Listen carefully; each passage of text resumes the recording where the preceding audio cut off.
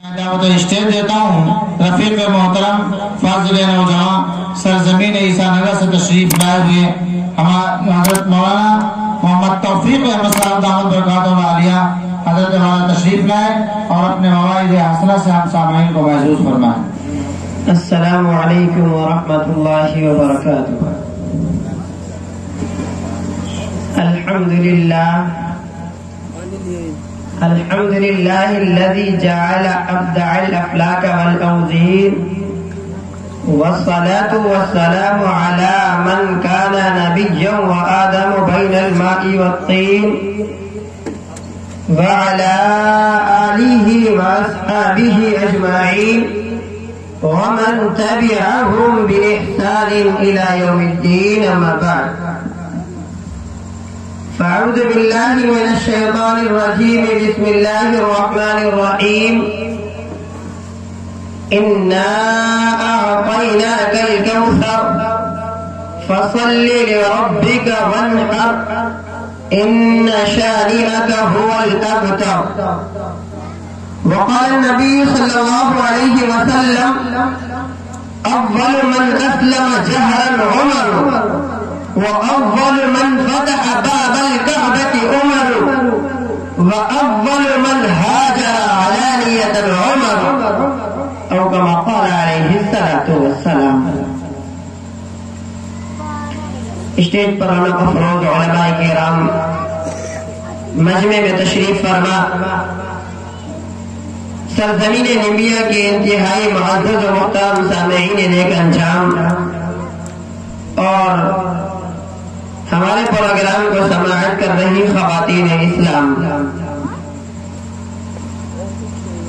آپ حضرات کے درمیان میرا آنا کوئی پہلی بار نہیں ہے۔ میں آپ سے واقف ہوں اور آپ مجھ سے واقف ہیں، لیکن ایک مسئلہ یہ درپیش ہے کہ آج کتنی تاریخ ہے بھائی؟ 6 محرم الحرام، دھیان کریے گا۔ 26 تاریخ کا پروگرام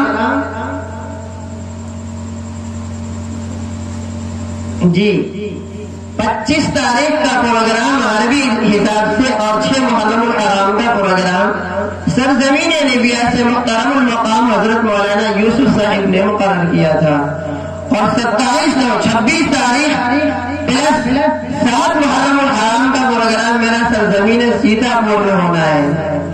لیکن اب 1 تاریخ میں ہمیں دونوں پروگرام کرنے پڑیں گے۔ آپ اپنی اپنی گھڑی پہ نظر کریں، 12 کو کراس کر چکے ہیں۔ عرض یہ کرنا ہے کہ آپ نے سرے شام سے اب تک شعراء کرام کو، خطباء اعظام کو سنا، شہیدان کربلا اور شہداء اسلام کو سنا، لیکن اب یہ باتیں تو ہو چکی ہے۔ میرا جی چاہتا ہے ابھی یہاں بیٹھے بیٹھے جب کرولا کا دستے آنے لگا تو میرے ذہن میں یہ بات آئی کہ اب پیام حسن شہداء اسلام کو سنایا جائے۔ ابھی تک شہداء اسلام کو سنایا گیا اور اس کے ضمن میں چند باتیں بھی آئی، ہمارے بڑوں نے انتہائی عمدہ انداز سے، ناصحانہ انداز سے آپ کو پیش کی، لیکن میں چاہتا ہوں کہ یہ طالب علم بھی آپ کے روبرو پیام شہداء اسلام کے عنوان پر کچھ بات کرے، یہ کہتے ہوئے تاکہ ہماری قوم مسلم میں ایک جذبہ بیدار ہو۔ سنیے مجھے جذبے کے ساتھ، اب حضرات جانتے میں ایک زندہ دل طالب علم ہوں اور میرا مزاج ہے کہ مچل کے سناتا ہوں، جو بھی وقت ملے گا اس کی رعایت کرتے ہوئے سناتا ہوں، لیکن چاہتا ہوں کہ مجمع بھی ذرا بیداری کے ساتھ سنے۔ تو سنیں گے انشاءاللہ، سارا مجمع بولا انشاءاللہ، آواز آئے زبردست انشاءاللہ۔ ہاں یہ لگا کہ نبیہ ہے کہ میں عرض کروں کہ جو موت درخت طوفانوں کے پھرنے سے جیالے پیدا کر، وقت ہے، ضرورت ہے، جو موت درخت طوفانوں کے پھرنے سے جیالے پیدا کر، تاریخ شبوں سے صبح کے پرکیف اجالے پیدا کر، اور تو نے تو جہان ہمارے قوم مسلم وہ قوم تھی کہ شاعر استاد محترم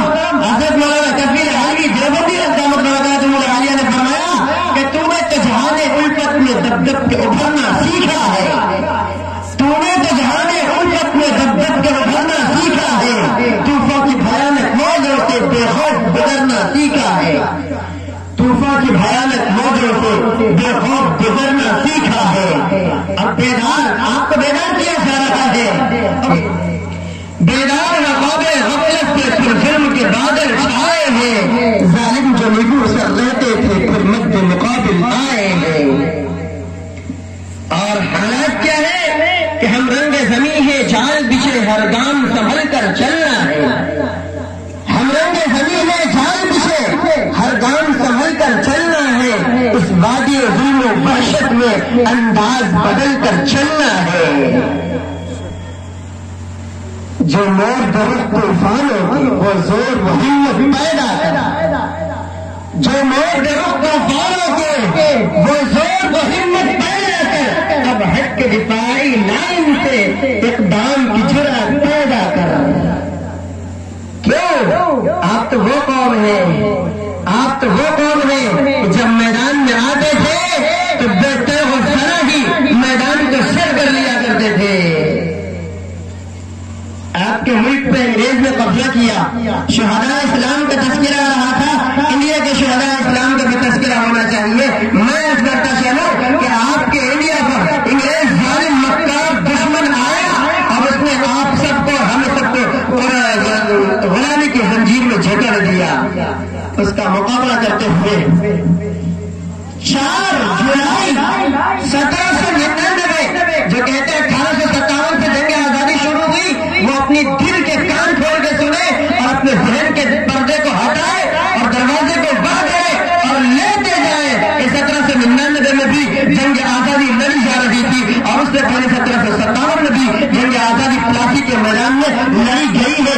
آج تاریخ کا نمبر آیا تو انشاءاللہ ایک ایک کر کے سناؤں گا، لیکن آج وہ موقع نہیں، نصیحت اتنا آج کرنے لگا کہ شہید اسلام حضرت ٹیپو سلطان رحمۃ اللہ علیہ جب 4 مئی 1799 کو میسور کی دھرتی پر جام شہادت پیش کرتے ہیں اور سرزمین ہند کو اپنے خون سے روشن کر دیتے ہیں، چمکدار کر دیتے ہیں اور کہتے کہ جا اے دھرتی میری جان کیا چیز ہے، اگر اس جیسی اور بھی آئے گی تو ملت کے لیے، قوم کے لیے، سرزمین ہند کے لیے اور اس پر خدا واحد کے عبادت کے لیے میں اپنی اور جانوں کو بھی قربان کروں گا، لیکن غلامی کو برداشت نہیں کروں گا۔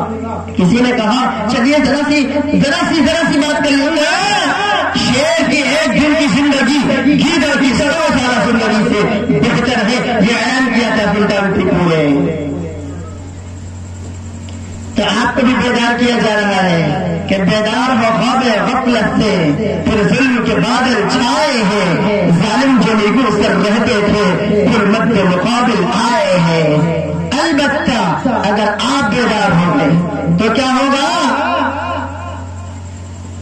کہ وہ وقت کفیل اب دور نہیں، وہ وقت کفیل اب دور نہیں جب فصل بہار دیکھیں گے، وہ وقت کفیل اب دور نہیں جب فصل بہار دیکھیں گے، ظلمات کی شکلیں دیکھ چکے اب صبح درخشاں دیکھیں گے، ظلمات کی شکلیں دیکھ چکے اب صبح درخشاں دیکھیں گے، اور انشاءاللہ ہوگا انشاءاللہ کہ ظلم مٹے گا اور پورا انڈیا ایک ساتھ کھڑا ہوگا، اور جیسے شہداء اسلام نے پیغام دیا تھا کہ امن کو ہر جگہ عام ہونا چاہیے، شانتی ہر ایک کو ملنی چاہیے، آزادی کے ساتھ جینے کا ادھیکار ہر ایک کو ہونا چاہیے، اور ہر بندہ اپنے رب کی عبادت میں آزادی کے ساتھ جہاں چاہے ماتھا ٹیک سکے، اس بات کی اجازت ہونی چاہیے، اور انشاءاللہ ہو کے رہے گی۔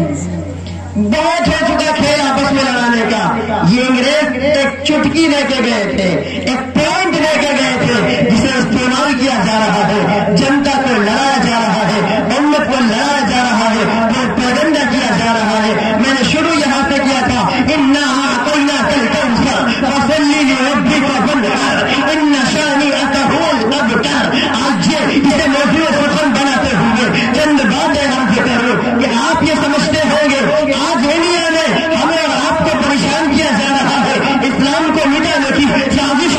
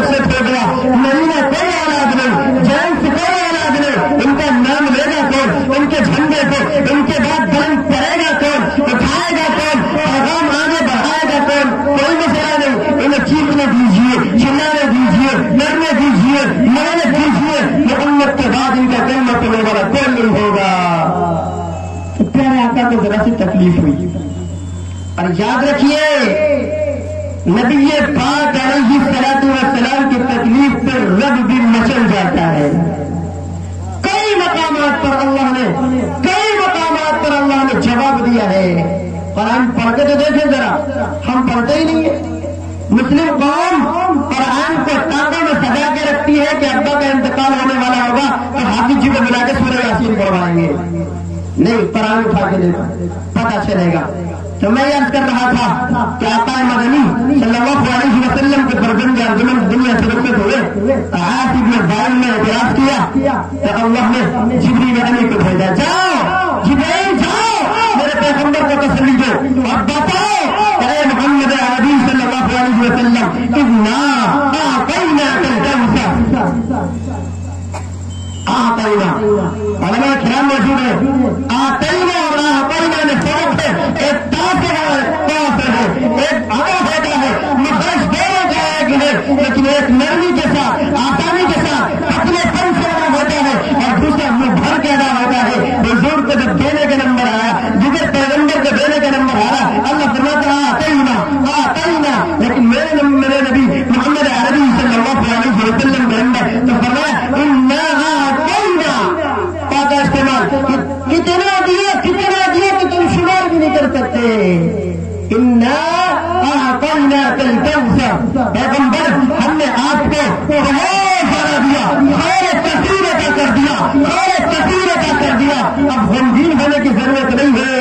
فصلی لربک وانحر. ہاں، پیغام یہ ہے کہ رب بھی نبی کے غمگین ہونے پہ نسل کے آپ کے کریمہ نازل کر رہا ہے کہ میں نے نبی کو حیات کوثر کی ہے اور تمام نعمتیں، کثیر نعمتیں عنایت کی ہے، بہت ساری نعمتیں دے دی ہے، ڈھیر ساری نعمتیں کرتے میں عنایت فرما دی ہے. اب نعمتیں کا شکریہ یہ ہے کہ تم نماز قائم کرو اور قربانی پیش کرو. یہ ہے شہداء کا پیغام. کوئی شہید ہوتا ہے وہ بھی یہ پیغام دیتا ہے کہ شریعت باقی ہونی چاہیے. میری جان جائے تو جانے دیجیے گا، میرا خون بہے تو بہنے دینا، میرا سر الگ ہے تو ہونے دینا. بلکہ میں خود یہ کہا کرتا ہوں کہ مختلف مقامات پہ پروگرام کے لیے جانا ہوتا ہے، خاص طور سے محرم الحرام کے مہینے شہداء اسلام کے پیغام کو لے کر کوشش یہ کرتا ہوں کہ جہاں تک جا سکوں گا جاؤں گا.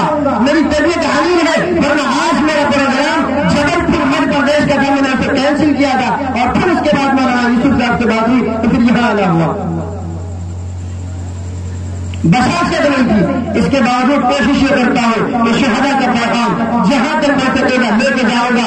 اور اگر اس راستے میں جان جائے گی تو شہادت سمجھوں گا.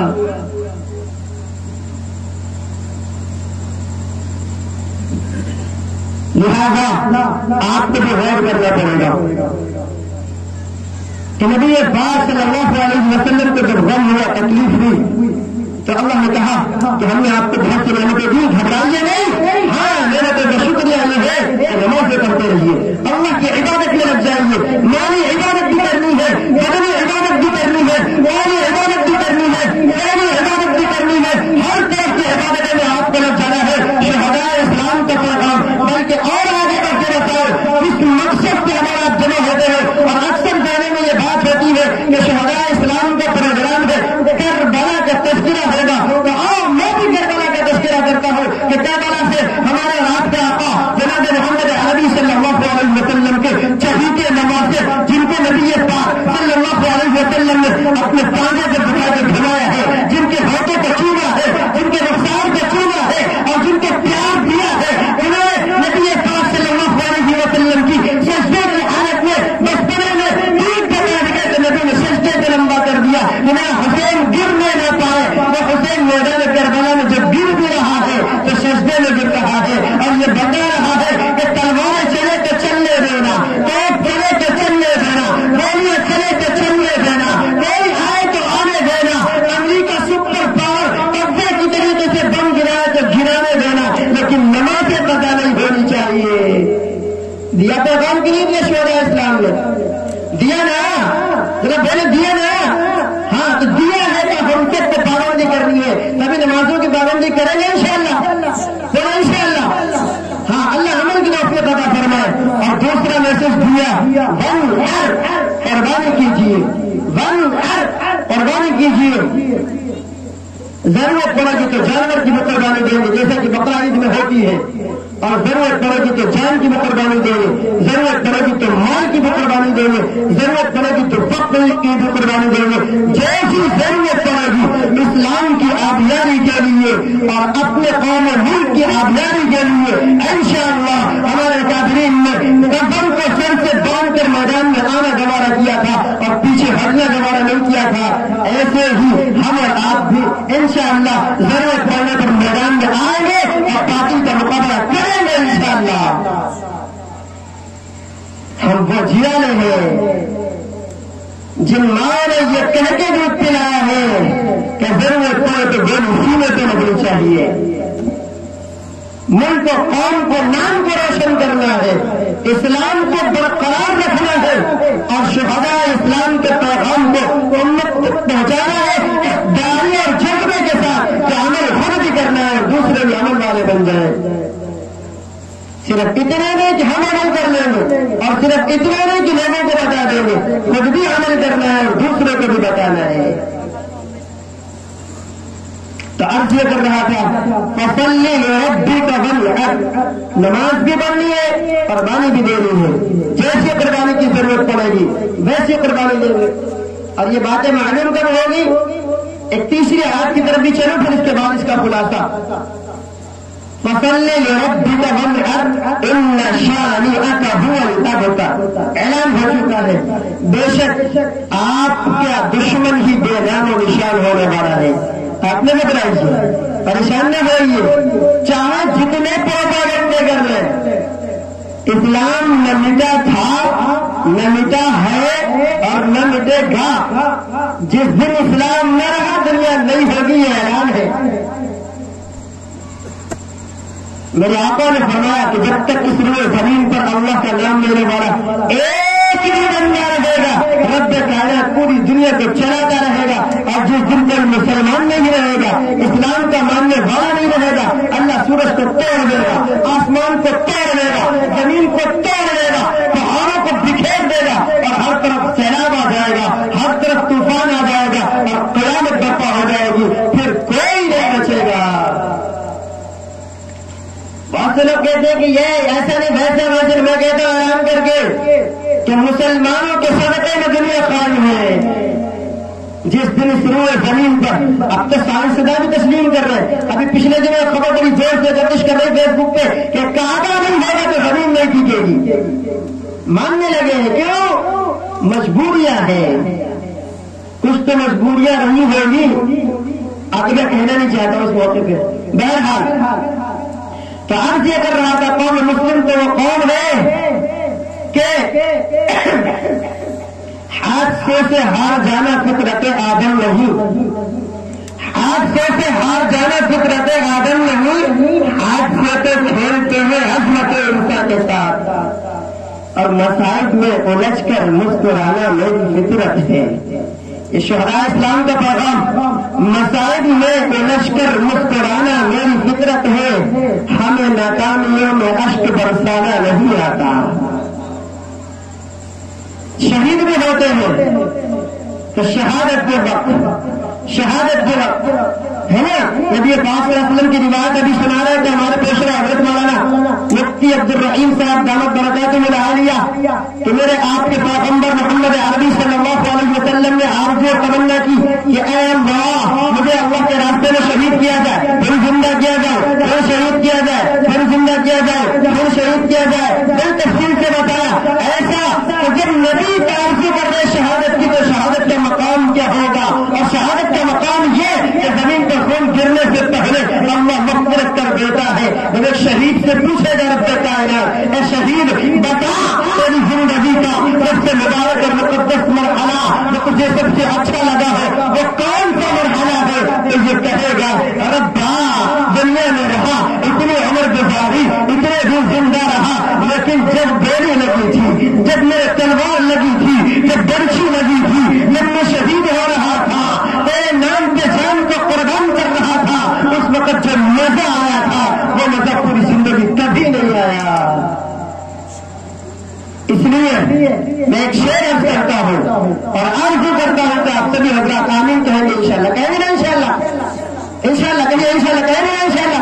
ہاں کیا سنت نبوی کی ادا مانگ رہا ہوں میں, سنت نبوی کی ادا مانگ رہا ہوں میں, سنت نبوی کی ادا مانگ رہا ہوں میں, منہ شہادت کی دعائیں مانگ رہا ہوں. اللہ ہم سب کو نصیب فرمائے. یہ ایسی موت ہے کہ اس موت سے لوگ زندہ ہوتے ہیں, مرتے نہیں ہیں. آپ دیکھ رہے ہیں نا حضرت حسین رضی اللہ تعالی عنہ کا مقام, تو ان کو شہید کرنے کے لیے ہزاروں کی فوج تھی اور یہ لڑنے کے لیے بھی نہیں آئے تھے. یہ تو بیچارے حالات کا جائزہ, تاریخ پڑھیے آپ کو پتا چلے گا کہ جنگ لڑنے نہیں آئے تھے, یہ حالات کا جائزہ لینے کے لیے نکلے تھے. کیا پھر دیکھیں کوفے کے حالات کیا ہے, اس علاقے کے حالات کیا ہے, جان جانے میں آیا تھا نبی پاک صلی اللہ علیہ وسلم کا خاندان. یہ تو اس وقت کی شان تھی کہ ہر اسلام, ہر صاحب اسلام ہتھیار لے کے چلتا تھا, تلوار لینے میں نبی کی سنت تھی. اس لیے گھیر کے دشمنوں نے شہید کر دیا, لیکن میدان کربلا میں شہید ہوئے تو شہید ہونے کے بعد ایسا زندہ ہوئے کہ ہر مومن کے قلب میں آج تک اسی ادب و احترام کے ساتھ, عظمت و رفعت کے ساتھ موجود ہے. اور ان کو قتل کرنے والا, ان کو شہید کرنے والا شامل اس کے نام کا جز بن گیا نعیم. ابھی میں بیٹھا تھا ایک جگہ, ایک صاحب آ کے مفتی صاحب یزید کیا حضرت حسین رضی اللہ تعالیٰ عنہ کو کس نے شہید کیا تھا؟ ہم نے کہا شمس دوشن نے شہید کیا تھا. تو وہ کہنے لگے حضرت میں نے تو سنا ہے اس کا نام کیا شمس العین. میں نے کہا بابو آپ نے سنا تو صحیح ہے, لیکن اس لیے سنا ہے کہ اس نے میرے حسین پہ تلوار اٹھا کے اپنے کو لعنت کا گہوارہ بنا لیا ہے اور لعنت کا طاق اپنے گلے میں پہن لیا ہے, اس لیے لعین کہا جاتا ہے. لعین اس کا نام نہیں تھا, نام تو شمر تھا, لیکن اتنا بدبخت, اتنا کمینہ انسان, اتنا گھٹیا انسان تھا کہ اس کے نام کے ساتھ لعین لگایا جاتا ہے. آج جب بھی کوئی نام لیتا ہے تو نہیں کہتا شمر لعین, یعنی لعنت والا شمر, لعنت والا شمر. کیوں؟ اس نے خاندان نبوت پہ تلوار تانی تھی, لیکن خاندان نبوت پیچھے نہیں ہٹا اور بتایا کہ خاندان نبوت تو ہے سجدوں کا خاندان اور کائنات کے سب سے اعلیٰ عرفہ عظمت والا رفعت والا خاندان. لیکن جب اسلام کو ضرورت پڑی تو یہ خاندان جو اپنا خون دے کے دنیا سے جا رہا ہے اور دنیا کو بتا رہا ہے کہ حسین نے اپنا خون دے دیا ہے, اگر ضرورت پڑے تو آپ پیچھے میں ہٹنا, ورنہ نانا کے دین کے لیے کل میدان میں, میدان آخرت میں آپ کا دامن پکڑ لوں گا کہ میں نے تو اپنا خون دے دیا تھا, تمہاری حیثیت کیا تھی؟ آج ہم سے آپ سے خون نہیں, صرف پسینے کو کہا جاتا ہے کہ ذرا سی محنت کرو, مسجدوں کا آباد کرو, ذرا سی محنت کرو, روزہ رکھو, ذرا سی محنت کرو, لوگوں کی مدد کرو, ذرا سی محنت کرو, لوگوں کا تعاون کرو اور کمائی کر کے صدقہ کرو, لوگوں کو اپنی جیب سے نکال کر دو, بھوکوں کو کھانے کھلاؤ, ننگوں کو کپڑا پہناؤ, ہمیں بڑا بھاری پڑتا ہے. اور یہ اس مہنگائی کے دور میں ہمیں اپنا خرچہ نہیں چلایا جاتا, یہ مولانا لوگ کو بڑا صدقہ سناتے رہتے. نہیں, یہ کربلا کے شہداء کا پیغام ہے جو میں آپ کو بتانے لگا ہوں. بلکہ صرف کربلا کے شہداء نہیں, تمام کے تمام شہداء اسلام کا یہ مشن اور پیغام تھا. اور اسلام اپنی شان و شوکت کے ساتھ, آب تاج کے ساتھ, عزت چہاری کے ساتھ, عظمت وقار کے ساتھ باقی رہے, زندہ رہے, پائندہ رہے, اور ایک ایک بندہ اس امن کے گہوارے میں آ کر جہنم سے بچ کر جنت میں جانے والا بن جائے. شہداء اسلام نے جامع گوشت لیے قربان کیا تھا تاکہ ایک ایک بندہ نمازوں کو آزادی سے پڑھنے والا بن جائے, تاکہ ایک ایک بندہ جب بولے تو زبان پہ سچ آئے, جب کسی کے ساتھ چلے تو دھوکہ نہ دے. کیوں؟ اگر دھوکہ دینا اسلام ہوتا, دھوکہ دینا اسلام ہوتا تو کسی نہ کسی شہید شہید کا بھی ثبوت ملتا, لیکن ایسا نظر نہیں آتا. جان تو دے دی ہے لیکن دھوکہ نہیں دیا ہے. ہم شہداء اسلام کا نام تو بڑے زور سے لیتے ہیں, لیکن جب ان کے پیغام کا مرحلہ آتا ہے تو ذرا پیچھے ہو جاتے ہیں. جیسے شہداء کا نام لینا ہماری آپ کی ذمہ داری ہے، ویسے شہداء کے پیام کو بھی اپنے سینے سے لگانا ہماری آپ کی ذمہ داری ہے۔ لہذا ہمیں اور آپ کو چاہیے کہ جتنے بھی حضرات، اور یہ بھی یاد رکھیے کہ صرف اور صرف حضرت حسین رضی اللہ تعالیٰ عنہ شہید نے، جیسے کہ بھی بتایا گیا بہت سے شہداء ہیں، اور 10 محرم الحرام کو صرف شہادت حسین کی وجہ سے فضیلت میں، ہاں یہ بھی ایک بڑا واقعہ تھا، اس سے کوئی انکار نہیں کر سکتا، یہ بھی ایک عظیم واقعہ ہے، دردناک حادثہ ہے، زمین و آسمان کو تکلیف ہوئی ہے، لیکن اس کا مطلب یہ نہیں ہے کہ صرف اسی کی وجہ سے عظمت عاشورہ ہو گئی ہے۔ آئیے ایک حوالہ پیش کر کے چلو، امام غزالی رحمۃ اللہ علیہ نے ایک کتاب لکھی ہے، اس کا اردو ترجمہ بھی شائع ہوا، مکاشفۃ القلوب کے نام سے، اس کے صفحہ نمبر 578 پر آپ کو ملے گا۔ کئی انبیاء کرام کا تذکرہ کہ آدم علیہ السلام کے توبہ 10 محرم الحرام کو قبول ہوئی، عاشورہ کے دن قبول ہوئی، نوح علیہ السلام کی کشتی طوفان نوح میں جو چلی تھی وہ اسی 10 محرم الحرام کو جو بھی پہاڑ کا نظر انداز ہوئی۔ حضرت ادریس علیہ السلام کو بلند درجات ملے وہ اسی عاشورہ کے دن ملے۔ حضرت ابراہیم علیہ السلام کو خلیل اللہ کا لقب ملا وہ اسی عاشورہ کے دن ملا۔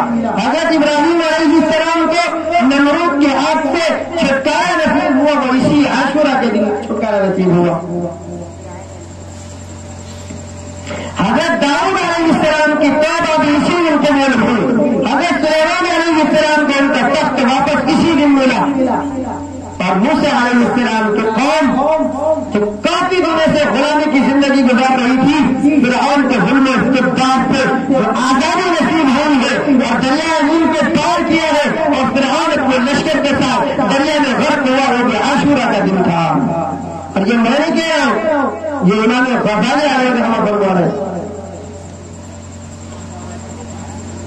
آج یہ بات کو مختصر کرتے ہوئے اس عاشورہ سے متعلق ایک پیغام دیتا چلو کہ شہید کربلا اور شہداء اسلام نے جو ہمیں اور آپ کو پیغام دیا کہ اللہ کی عبادت میں ملوث ہو جاؤ، اللہ کی عبادت میں لگ جائے، تو پیغمبر اعظم صلی اللہ علیہ وسلم نے ہمیں آپ کو یہ پیغام دیا ہے کہ جب 10 محرم الحرام آ جائے تو آپ کو روزہ رکھنا ہے۔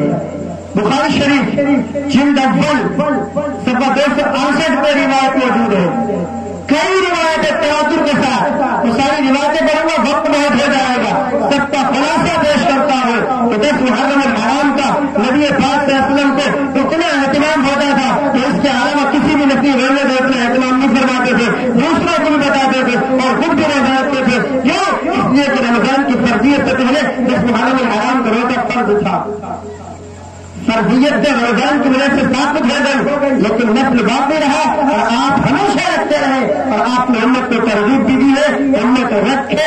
ہاں جب مدینہ تشریف لائے تو وہاں بتایا گیا کہ یہود اور نصارہ بھی رکھتے ہیں، یہ بھی بخاری شریف میں اسی سطح سے روایت موجود ہے۔ نبی پاک صلی اللہ علیہ وسلم نے دریافت کیا، اچھا یہود نصارہ کیوں رکھتے ہیں؟ یہودیوں نے کہا، بتایا کہ حضرت موسیٰ علیہ السلام اور ان کے قوم کو عاشورہ کے دن فرعون کے ظلم سے نجات ملی تھی، اس خوشی میں ہم روزہ رکھتے ہیں۔ اور عیسیٰ علیہ السلام کے ماننے والے عیسائیت سے دریافت کیا گیا، انہوں نے بھی کہا حضرت عیسیٰ علیہ السلام کو جس کوٹھی میں بند کیا تھا اس سے آپ اوپر کو پرواز کر گئے اور ان کے ظلم سے آزادی حاصل ہوئی، وہ بھی عاشورہ کا دن تھا، اس لیے ہم روزہ رکھتے ہیں۔ نبی پاک صلی اللہ علیہ وسلم نے فرمایا کہ اس کے تو ہم زیادہ حقدار ہیں کہ ہم روزہ رکھتے، لیکن آپ نے یہ بھی فرمایا تھا سارا کل محمود، تو آپ نے فرمایا لہٰذا ان کی مخالفت کی وجہ سے صرف 10 محرم الحرام کا نہیں، اس کے ساتھ ایک پہلے یا ایک بات کا ملایا جائے، یعنی 9 اور 10 کا روزہ رکھا جائے یا 10 اور 11 کا روزہ رکھا جائے۔ نبی پاک صلی اللہ علیہ وسلم کا یہ پیغام ہے، اور میں نے جو آیت کریمہ پڑھی تھی اس آیت کا پیغام اور نمازوں کی پابندی کرنا ہے اور قربانیاں پیش کرنا ہے، اور قربانی آئے گی تو جانوروں کی قربانی، اس کے علاوہ جس مرحلے تک جس موقع تک جیسی قربانی کا شریعت ہم سے تقاضا کرے گی ہم انشاءاللہ لبیک کہیں گے۔ اور پھر اس کے بعد ایک پیغام اور کہ ہم عاشورہ کے دن اپنے اہل عیال پر خرچے کو بڑھا دیں گے اور اچھے سے اچھا کھلائیں گے۔ میں سوچتے ارے آج تو شہادت کا دن ہے، آج دوست نہیں بتانا، آج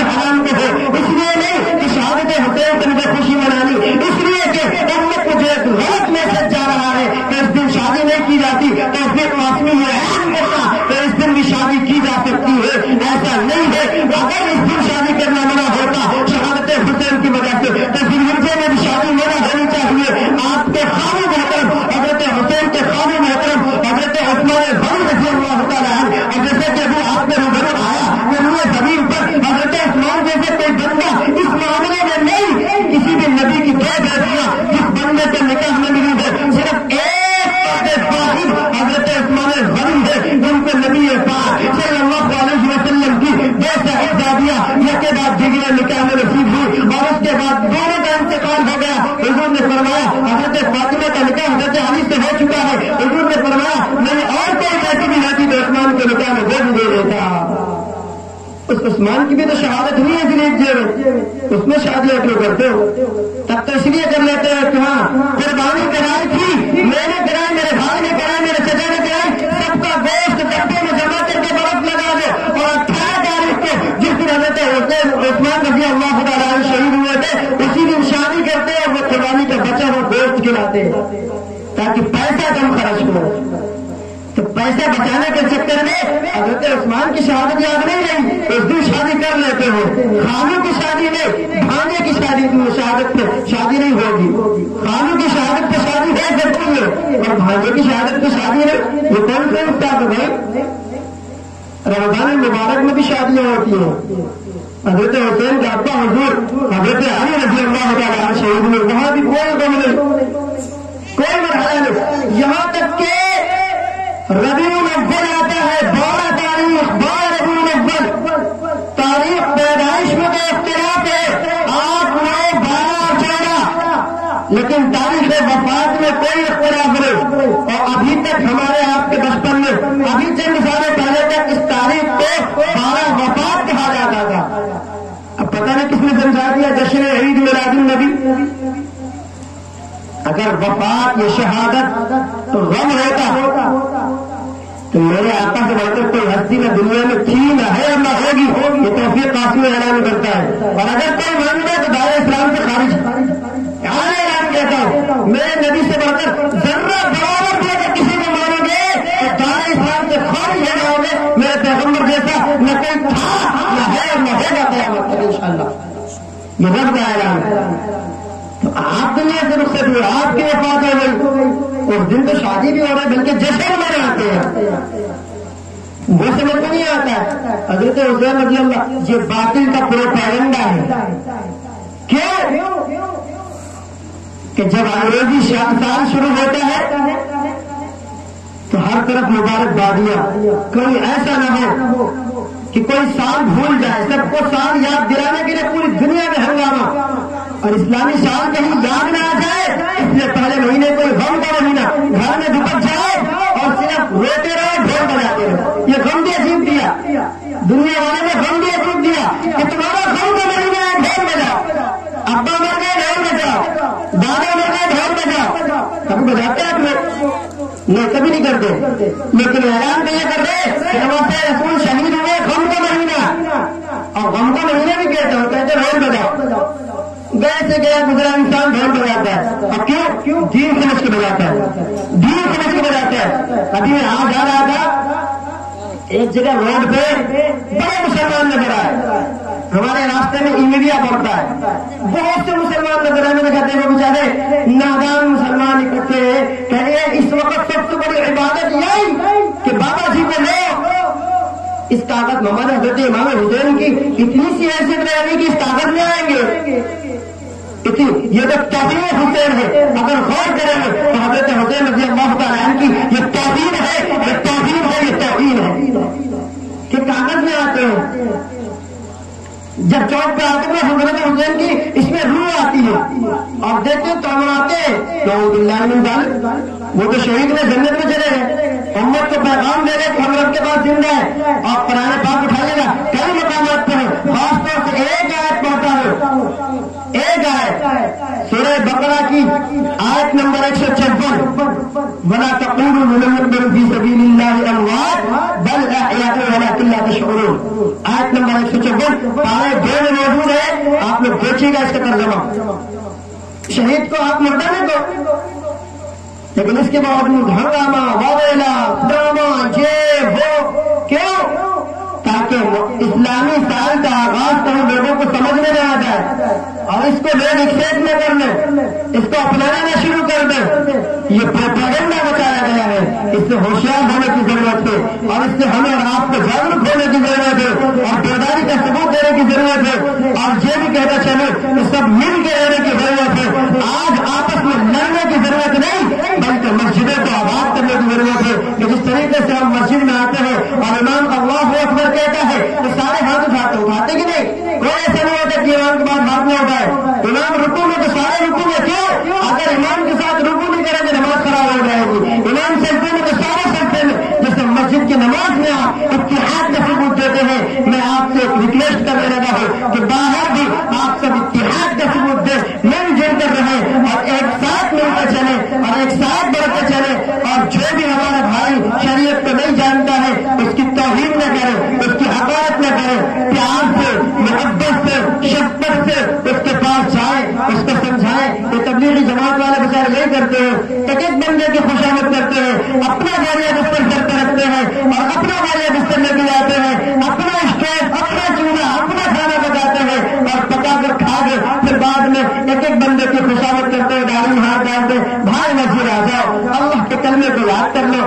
نبی پہ نازل ہونے والے قرآن کو یاد کر لو، نبی نے آنکھوں کی ٹھنڈک نماز میں بتائی ہے، نماز کو سیکھ لو، نماز پڑھنے لگ جاؤ، اسی طریقے سے پیار سے محبت سے شفقت سے پوری دنیا میں کریں گے انشاءاللہ۔ جہاں تک ہماری حیثیت ہے شہداء کے پیغام پر عمل کریں گے اور ایک ایک بندے تک پہنچائیں گے انشاءاللہ۔ اللہ ہم سب کو کہنے سننے سے زیادہ عمل کی توفیق عطا فرمائے۔ ایک شعر کہتے ہوئے اپنی بات کو ختم کروں گا کہ بیدار ذرا ہو اے مسلم اب چشم بصیرت پیدا کر، بیدار ذرا ہو اے مسلم اب چشم بصیرت پیدا کر، شیراز ملت یکجا کر، تنظیم قیادت پیدا کر۔ ماشاء اللہ۔